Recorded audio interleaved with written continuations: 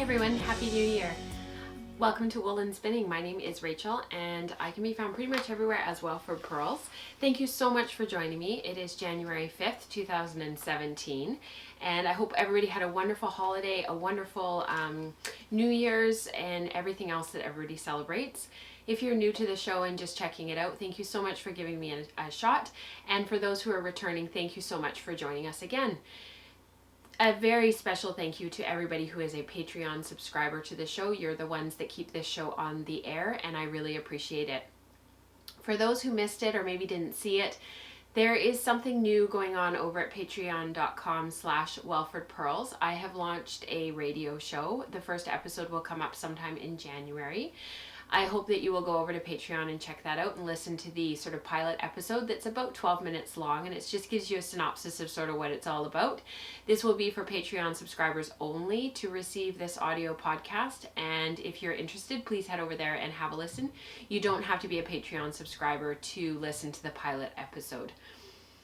I wanted to mention really quickly that we have one last giveaway for the Blast Off Along that was running through December of 2016. Please get your finished objects that you were participating in for that into that thread, and I will draw a winner next week. We also have a color study going on in the Ravelry group currently. Our Ravelry group is Woolen Spinning. You can Google that if you don't find it right away, or you can look in the show notes at welfordpearls.com. You can click on the Ravelry group thread link there. I'll chat a little bit more about color studies later in the show and give you a little bit of a synopsis about what my plan is for color studies and what I'm thinking about doing with my fiber, because I saw Karen on Friday and I was able to get my fiber from her then. So that was nice to be able to meet up with her, see how she's doing, wish her a happy new year, and to get my fiber.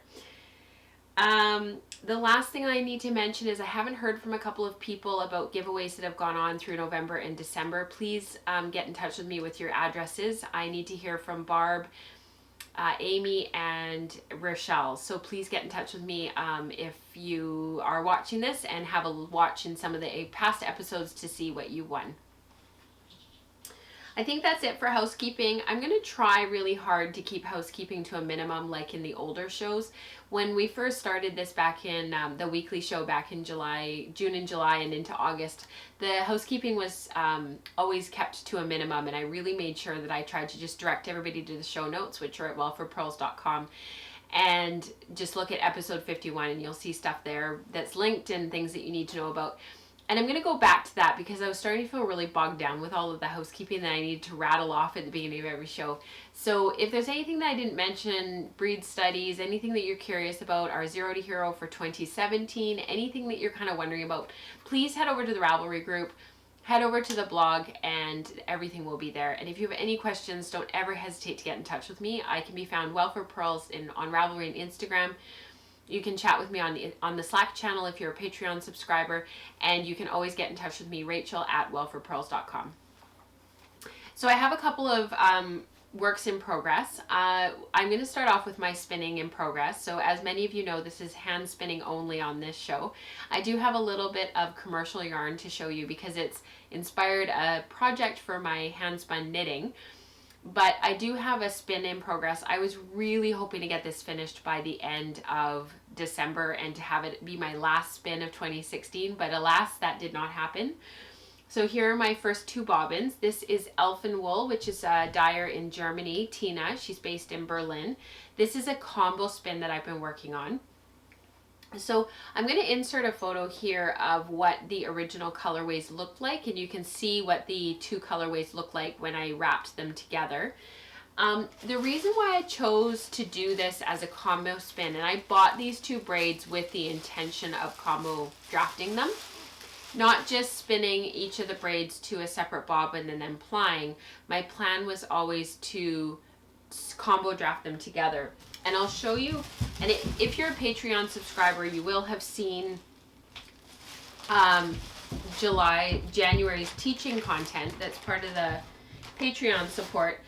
You will have seen the video already that you received for how I've been doing this and some tips and tricks around combination drafting. But basically these were the two colorways, and I think they were called, sorry for the ruffling,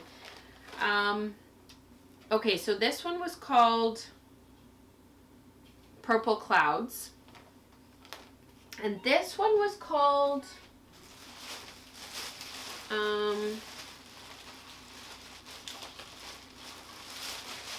okay, sorry guys, one sec.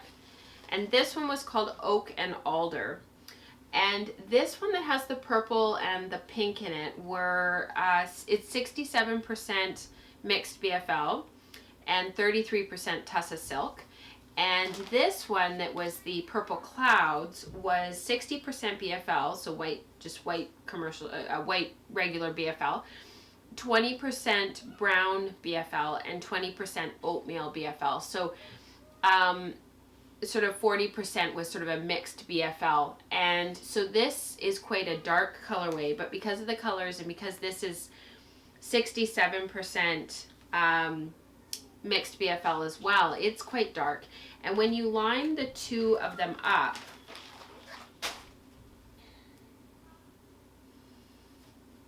as you saw in the previous photo that I inserted, they just look like they're meant to go together. I just really liked them next to each other. So as I've been spinning,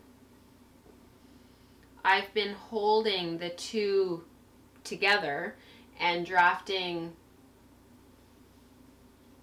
like this, short backward actually. When I'm combo drafting, I generally use short backward draw. And because this is all BFL except for the little bit of Tussa Silk, and the staple length is the same, I'm finding that it's actually an easier combo draft than some of the other ones that I've done recently. And I haven't really been pre-drafting.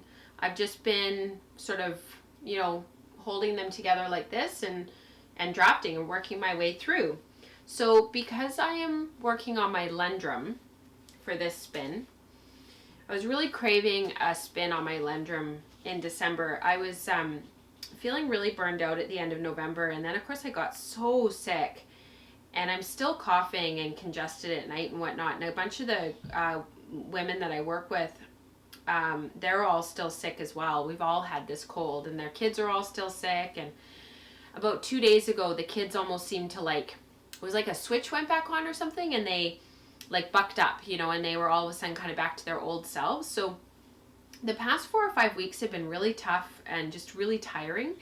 And so at the end of November, beginning of December, when I decided to pull this out, because I've been sort of hoarding it and saving it, and I thought, you know, I really need to get into that. And I was really inspired by my friend Chrissy over at Snappy Stitches, because she had done a combo draft as well on a recent project. And I was just like, you know, I really have to pull that out. I've had it in my stash for a long time because I bought this back in the summer, and I just really wanted to get it done. And I'm not teaching until about probably March or April again at the studio, so I can get a project onto my Lendrum that's a little bit longer term, because I tend to save my Lendrum for teaching. And I just wanted a comfort spin, and when I want comfort, I generally go to my Lendrum, because with the Lendrum, you just put the drive band on the whirl that you want. I know exactly where I need to put my break tension on for the uptake, and I just spin. It's total autopilot. I don't have to think about it. I just go. And I'm spinning this on 8-to-1, so it's quite low twist, and it's just very relaxing. And that's really what I needed through December. I just needed something really potato chip. And so these are the bobbins. Now, because I was using my Lendrum, I had kind of forgotten, because I haven't spun a whole project on my Lendrum for a little while. I'd forgotten how much fiber fits on my Lendrum bobbins. So I've ended up doing two of the, basically a third of this 8-ounce spin onto each bobbin, and I am going to do a 2-ply. So originally what I was going to do was take each bobbin and do a center pull ball and create 3 separate skeins. But I think what I'm going to do instead, to sort of mix it up a little bit more and try to create just a little bit more mixing, is that I'm going to ply the bobbins together. So I'll have the 3rd bobbin eventually, and I'll start with my 1 bobbin, and I'll ply half of this bobbin and half of the 3rd bobbin with the 1 bobbin, and then I'll ply the what's left on the last 2 bobbins together. That probably didn't make any sense, but I'm going to just sort of mix up the plying a little bit instead of doing 3 separate center pull balls. And I hope that that'll turn out. So I'm hoping that all the singles will be finished next week, and I'll be plying the week after, hopefully. We'll see. Because I just received my Sweet Georgia Fiber Club for January, and I need to get that spun as well, and that's going to take a long time, so I'll talk about that a little bit more next show. I did do a control card for this spin because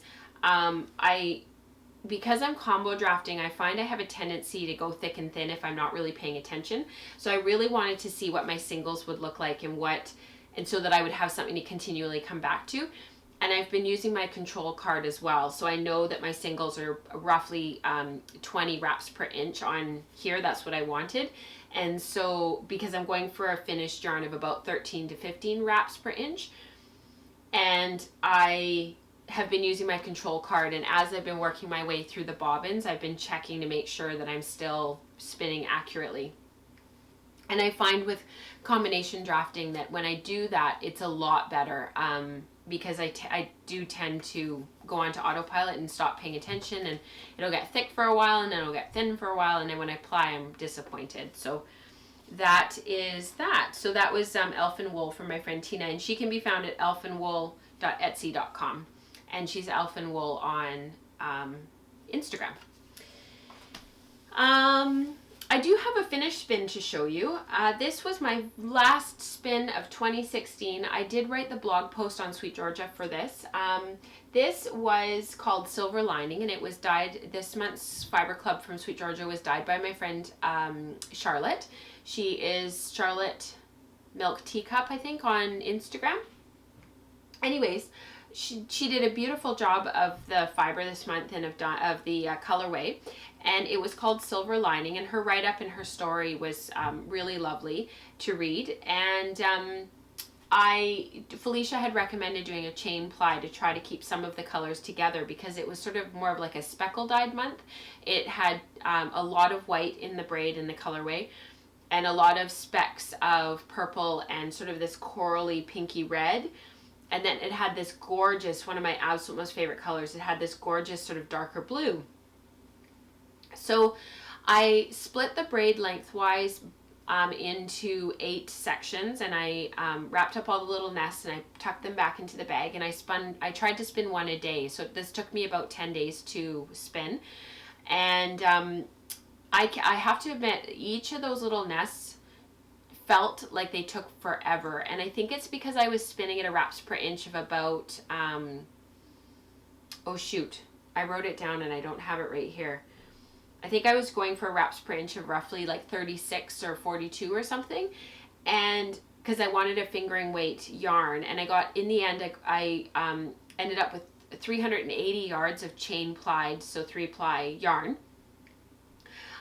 But yeah, they just felt like they took forever, and I was doing short forward, which tends to be a bit slow anyways, and I was spinning it 18 to 1 on my side kick, and I just love how this turned out. So the base is called Silk Puff, which is a 40% merino, 40% superwash merino, 20% silk. And the finished yarn, it's just really round, it's really poofy, it plied up really beautifully. I really like, so you guys know I'm not a super big superwash fan, but in this yarn, it almost kind of gave, as you were spinning, sometimes it felt like it was really slippery because you had silk and superwash merino sliding past your fingers, and then at other points it felt almost kind of springy because of the merino, and then sometimes it sort of just felt like this really smooth, easy to draft, yeah, just like a really smooth fiber that was just kind of like comfort zone potato chip spinning once again. And I think that's why I enjoyed it so much, because it was easy to spin fine. I did pre-draft it, and it just ended up having this lovely sheen because of the silk, and it's very round. Over the Christmas holidays, I felted another, it was totally my fault, and it was an accident. I felted another pair of socks, And so I'm waving the white flag. I've sort of, thrown the towel in, if you will. And I have decided that from here on out, to reduce my stress and feeling upset when stuff comes out of the wash when it's accidentally thrown in, I'm only going to knit socks out of superwash yarns for now, whether they be hand spun or commercial. And it's just the stage of our life. We've got toddlers, we've got 2 dogs, we've got a busy home. I don't get to the laundry as often as I probably should anyways. And my husband, it stresses him out because he worries every time he's loading the washer that he's going to miss something. And I think it's just one thing that we can make simpler in our lives. So I was really wanting to knit socks out of this, but what sort of happened is because of that merino in there, it will felt. So I'm going to look for a pattern. I'm actually thinking about doing another Multnomah shawl out of this because I have more than enough yardage, and I could actually do a contrasting border if I wanted to make it even bigger. But I think I'm going to do that out of this because I just really want to knit with it and see what that particular blend will knit up like and what it'll be like on the needles. My friend Diana over at 100 Mile Wear, oh, it's making my nose itchy, over at 100milewear.com, she wove with her. She did a 3-ply fractal and then made hers into a weaving, and I'm looking forward to seeing it hopefully at our January guild meeting, because it'll be really interesting to see the differences between the 2 yarns, even though hers is already woven. I'm going to bring this and see if her and I can compare them. So that is my finished spin for the month of December, and it's pretty sad. That's all I got done. We were doing so many other things, and if you read the blog, I wrote about some of the stuff that we did over Christmas and some of the stuff we did in December. I really made a conscious effort to put my spinning and knitting and stuff aside. I actually put a lot of stuff away. I put my fireside pullover away. I just put everything away for a little while because I think I really needed a break. I was feeling really burned out. I was feeling really tired, sick, as I mentioned. And I was sort of, my energy was very low starting from about mid-November. So I'm really invigorated. I'm excited about things in the new year. I've got some projects that have been languishing that I really want to get into. And it's nice to sort of feel that energy again of being excited about my making and my crafting. I am going to talk in January on episode 1 of Woolen Spinning Radio about what happens when you lose your crafting and your knitting mojo, and sort of what that process is like for me. And I hope that those of you who are Patreon subscribers enjoy that conversation. I want to talk a little bit about the color studies going on in the group on Ravelry before I talk about my final project. Karen of Farm Fairy Fibers has sponsored this session's color study. This was one of the colorways. It's called Sunset, and I ordered mine on 100% merino, but you do have a choice of superwash merino. And because of my new resolution about socks, I'm kind of bummed now that I didn't order the superwash merino. But this was the one colorway that was inspired by the photos that you guys uploaded to the Ravelry group. And you don't have to be a Patreon subscriber to join in on this. So if you're interested in looking at color and spinning color and seeing what everybody does with theirs and bouncing ideas off of each other, please head over to the Ravelry group. This theme that our group chose, our community chose for this particular color study was split complement. So Karen is offering a coupon code in her Etsy shop, split complement, one word, and you'll receive, I think, 15% off, but I'll put all the information in the corner down here. So this was the one colorway that she designed for us, and the other colorway, I've actually not braided it. This was called Summer, and it's green and sort of an orangey tan camel color and this beautiful pink down here. So I wanted to chat a little bit just really quickly because I'm going to start working on mine right away, because I find if I don't work on stuff right away, I get sidetracked and distracted. But what I'm going to do with mine is I'm actually going to take both braids and I'm going to look at them. I've laid this one out already, but basically with this one, you can see that there's this beautiful long repeat of the green that really it's very tonal. It's got lots of different tones and shades in here, and there's a little bit of sort of darker yellowy green, and then there's sort of this softer green, and it moves down through the pink and then through the tan and back to the green again. So what I'm actually going to do, my original plan was to lay the braid out on a table and break it in 4 sections, just like this. But what I'm actually going to do instead is I'm going to split it down the middle like this, all the way down, and then I'm going to split it again and again, and then in the end I'll have 4 nests of fiber that are the entire width of the braid. And from there I'm actually going to do 4 different oh my goodness, sorry, totally random. Right outside our window there was a hummingbird that just came up, and then it just flew away. There's a whole bunch of people in our neighborhood that have these beautiful hummingbird feeders and bird feeders, and yeah, one just like came right up in front of the window. Sorry. Anyways, so I'm going to have 4 little nests of fiber when I'm done, and that'll allow me to make 4 different samples from this one colorway to sort of explore how split complement colors spin up when you do basically 4 different things with them. So that is what I'm going to do with my color studies. I am also going to take off of one of the 4 nests.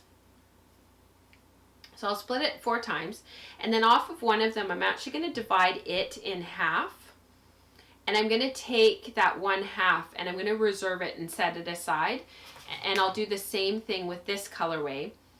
And I'm going to take those 2 little nests of fiber and I'm actually going to combo spin them. So whether I'm going to combo draft them together and create a new colorway, or if I'll spin them to 2 separate bobbins and then ply them together, which is combination plying, I'm not sure. I haven't decided yet. But that is what I'm going to do with my color studies, and I'm hoping that each week for the next however many weeks I'll have a new sample to show you. That's my goal. It's like my only goal for the new year. I have one resolution, and that is to do one color sample a week to share with you each week on the show. So we'll see if I can do that. So that's the color studies, and like I said, if you're interested in joining us, Karen is offering the discount code until January 15th. So please head over to our Etsy shop. All the links, everything you need is in the color study thread on the Ravelry group, and the links are all at wellforpearls.com, episode 51. All right, the last thing that I wanted to talk about today, and I'm just checking our time because I think I'm okay for time. I got a little bit hooked over the last month. I wanted something, if you follow me on Instagram or you follow the blog, you'll know what I'm talking about. I really needed something different to work on, something different to focus on. I didn't want to make any more garments for a while. I didn't want to knit any more shawls. I still haven't worn my exploration station that I finished in November. I just needed a break from it all. And actually, I think I'm going to cast on some socks over the next couple of weeks. So I was chatting with my mom one afternoon, and I really had the feeling of like wanting to use up some of my stash and use up some of my commercial yarn that's been languishing. So normally I don't show commercial yarn projects on the podcast, but I am going to show you this because it sort of ended up being the inspiration for what comes next. So this is the Hexies Love Actually blanket, and it's by Bonnie of Green Letter Press. And this is what I've done so far. I started this 3 weeks ago. So this is the width of the blanket. It's going to be roughly 50 inches by 65 inches, roughly. And I'm using Barocco Vintage, and like I said, this is all from my stash. I didn't buy anything. And this yarn was all supposed to be for a crochet blanket for Nora when she was born, and my mom and I just never got it done. So I am going to have to buy a little bit more of the oatmeal colorway, which is the border of the blanket, and my local yarn shop, 88 Stitches, they have already put it on order for me. And then the other colors that are in this blanket are Forget-Me-Not, Charcoal, Grapefruit, and Sunny. So those are sort of the 5 colors that are in this blanket. And I'm really enjoying it. It's very primary. It's very mindless. The yarn, I have nothing against Barocco or Barocco Vintage or anything like that, but it's not super interesting. Like the colors are very flat. They're not heathered or anything. But it's just enjoyable, and it's making a really pretty project, and it's really fast. So, and I have to do 168 of these, and I've already finished like something like 58 of them or something. I'm just waiting for more oatmeal to attach them. So like I said, it's going really quickly. So I've been working on my mitered squares blanket for quite a while, and I showed it to you back in December. And I have so much yarn left over that I've sort of gotten a bit derailed with it because it's just so big and it's so much knitting. So I'm going to kind of keep it on the side and work on it as I feel inspired. But it sort of got me thinking that maybe I should make a hand spun Love Actually blanket and use up, because the crochet is just such a yarn eater. It just eats up your yarn so quickly.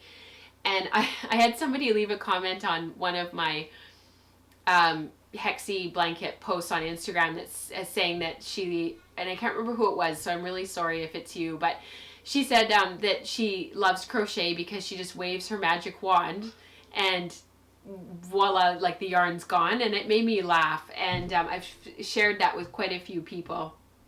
But it's so true. You wave your magic crochet hook and the yarn's gone. So I've been making up these little Hexies, and I've been really enjoying them. The problem is that the Hexies are very different, and they're kind of crazy, and I don't love them. So I'm kind of torn about what to do, because I have done a couple that are solid, just one skein of hand spun, and the whole Hexie is the one colorway. And the nice thing about these in comparison to the mitered blanket is you can actually see more of the colorway because it uses more yarn. So I'm actually thinking very seriously about putting some of these Hexies that are out of multiple colorways, like this one, for example. I'm actually thinking about redoing some of them. So ripping back to the centers and redoing them, and actually having the whole Hexie be all one color. So one skein, or one colorway. And creating sort of the same idea as I did in my Love Actually blanket, in my mitered squares blanket, and sort of doing like a watercolor. So from here I'd maybe go to some yellowy green, and from here I'd maybe go to some browny gold, and build out from there. And that way, if I have quite big hanks that I want to use up, I can use all those hanks in that general area of the blanket and not worry about having all these individual Hexies and having to sew them up later. So I'm sort of torn about what I'm going to do, and I'll keep you posted. But the nice thing is this will use a lot more yarn a lot faster. And that was the whole point, was to blast through my stash and get rid of some of these minis. So I'm not totally sure what I'm going to do, but I will keep you posted. And I'm really enjoying these Hexies. So if you haven't seen that pattern, it's really cool. It's just a neat pattern. So those are all of them there that I've done. That was one evening of crochet. Like, that's how fast crochet is. I'm always amazed when I get through crochet, like how fast it really truly is. I'm just going to look at my show notes here, and I think that is everything for today. It is. Have a wonderful beginning to your new year. I hope that it's treating you well. We are up to our eyeballs in snow here, which is so unusual. I hope you are safe and warm and celebrating with friends and family and enjoying the transition back to work and school. And until next week, happy spinning. Bye everyone. Thank you so much for watching.